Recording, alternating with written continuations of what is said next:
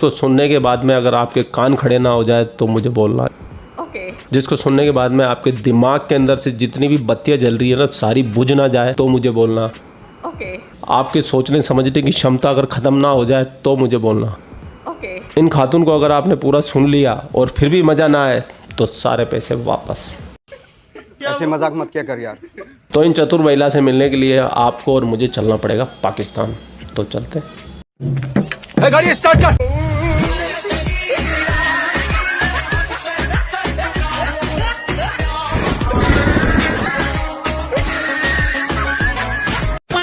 देखें, बात इंडिया की आ रही है तो इसलिए मैं ये तो थ्रू आउट इस पर यकीन ही नहीं रखती कि इंडियंस टैलेंटेड है फर्स्ट ऑफ ऑल। मगर क्यों? क्योंकि वो बहुत बड़े चीट हैं। उन्होंने सानिया मिर्ज़ा को भी झूठा इनाम दिलवाए थे।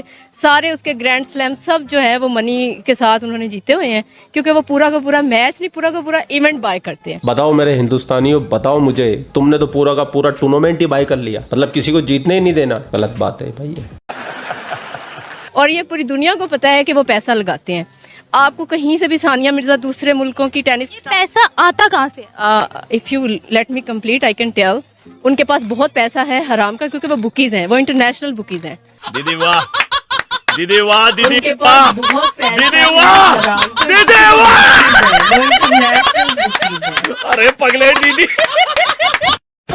और जिस तरह से उन्होंने क्रिकेट में जीते हैं सारे कप्स, हमारे साथ जितने भी मैचेस जीते हैं सब पैसा लगा के जीते हैं।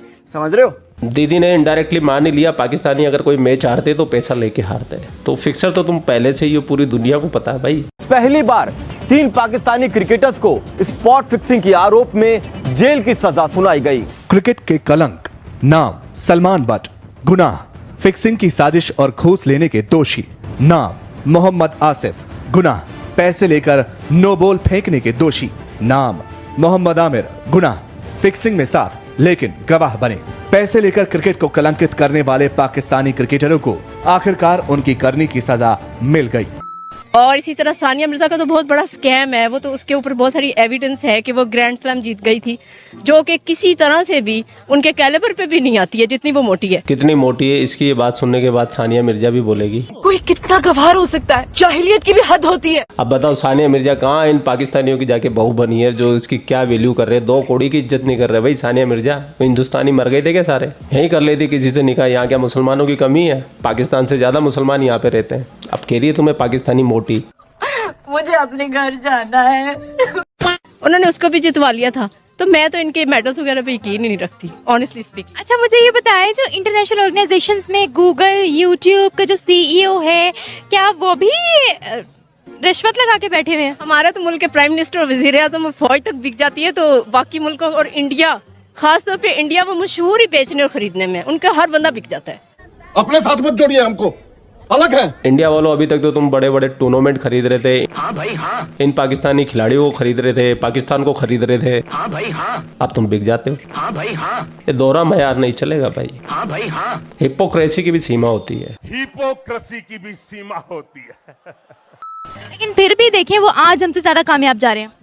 पता नहीं, हर एक की अपनी अपनी ओपिनियन होती है, वो कहाँ से कामयाब है। उन्होंने अपना एटम बम की सारी जो उसके अंदर जो कीमियाई चीजें इस्तेमाल होती है वो बेच रहे हैं, खरीद रहे हैं, और सड़कों पे बिक रहा है। तो यूरेनियम बेच रहे हैं वो, और मतलब जिस तरह हमारे मुल्क में गुड़ बिकता है, वहाँ यूरेनियम बिक रही है। इसकी माँ का भोला चेहरा। इसके खिलाफ मोमबत्ती जलानी पड़ेगी।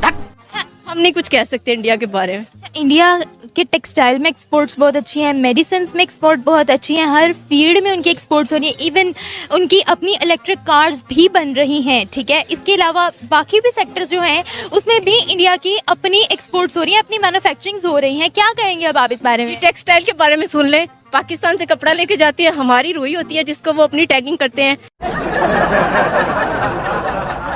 हमारा चावल होता है जिसको वो अपनी टैगिंग करते हैं, हमारे से स्मगल करते हैं, क्योंकि स्मगल होता है, उनको हाफ से भी कम रेट पे पड़ता है। वही चावल हमारा अपना ही, हम ईरान से खरीदते हैं, सऊदी अरब से खरीदते हैं, वो मेड इन इंडिया लिखा होता हमारा है।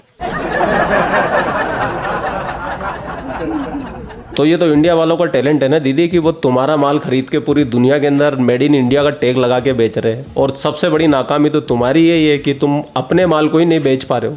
सही बात है। तो क्या हमारे साथ धांधली हो रही है? एग्जैक्टली हमारे साथ बहुत बड़ी धांधली बड़े सालों से हो रही है। कि हम इंडिया से आगे हैं इस वक्त। अल्हम्दुलिल्लाह हमारा जो टैलेंट है, जब कभी भी हमने प्रूव किया है, हमें कोई इस तरह से नहीं कह सकता कि हमने फौजरी की है। क्या हम इतने पागल हैं कि हमें पता है हमारे साथ ये सब हो रहा है फिर भी हम कोई एक्शन नहीं ले रहे? पागल नहीं है, हमारा मीडिया पागल बनाता है। पाकिस्तानी कॉमेडी में सबसे आगे है। कॉमेडी में हम आगे हैं। आपसे भी यही रिक्वेस्ट होगी कि आम पब्लिक से आप इंटरव्यू ले रही हैं, मेरे जैसे 2-4 और को फिर उनको पब्लिश कीजिएगा। आप लोग क्या करते हैं, अगर हम जैसा कोई ओपिनियन देता है आपसे पब्लिश नहीं करते। नहीं करते, हम तो करते हैं जो अवामुन्नास की राय होती है, जो 80% फुलिश लोगों की राय होती है, वो सिर्फ वही दिखाते हैं क्योंकि लोग वही देखते हैं और रेटिंग भी उसी की आती है। लेकिन जब आप हमें एजुकेट करना शुरू करेंगे तो हम हो जाएंगे। वाह दीदी, वाह दीदी, दीदी, वाह दीदी, दीदी। हर मूर्ख को यही लगता है कि वो सबसे ज़्यादा समझदार है और पूरी दुनिया के लोग बेवकूफ़ है। वही ही गलत फहमी इन दीदी ने पाली हुई है। हाँ, अच्छा, तो क्या इंडिया का मीडिया उनके साथ सिंसियर है? उनका मीडिया भी बिका हुआ है, वो उनके लिए बिका हुआ है। वो अपने मीडिया के ऊपर वो कोई ऐसी बात नहीं, कभी उन्होंने कहा है हमारे मुल्क में कोई गलत चीज़ हुई है? कभी वो कहते हैं कि हमारे मुल्क में क्या ये उनकी कंट्री की इमेज के लिए अच्छी बात नहीं है? उन्होंने अपनी इमेज बना के जरूर रख ली है, इसमें कोई शक नहीं है कि वो जितने भी काले हैं वो कहते हैं हम सफेद हैं तो वो साबित कर लेते हैं। हम सफेद होकर भी खुद को काला साबित करवा रहे होते हैं क्योंकि हमने थोड़ा बहुत पैसा जहाँ से भी मिल जाए हम उसके कहने पे कुछ भी कह देते हैं।